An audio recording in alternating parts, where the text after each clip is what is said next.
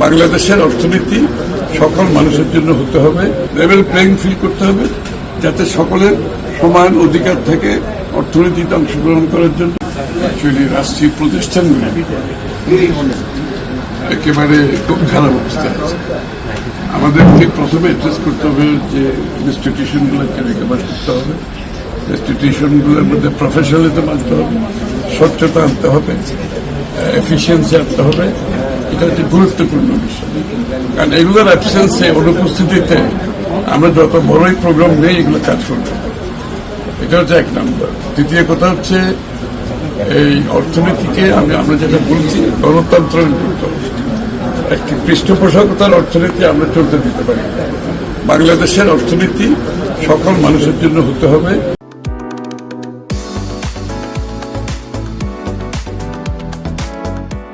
Level playing field থাকতে হবে এবং বাংলাদেশের প্রতিটি মানুষের যাতে সুযোগ থাকে অর্থনীতিতে অংশগ্রহণ করার জন্য এবং অর্থনীতির সুফল যাতে তাদের কাছে যায়।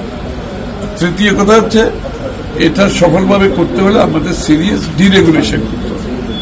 বাংলাদেশ একটা ওভার রেগুলেটেড কান্ট্রি হয়ে গেছে।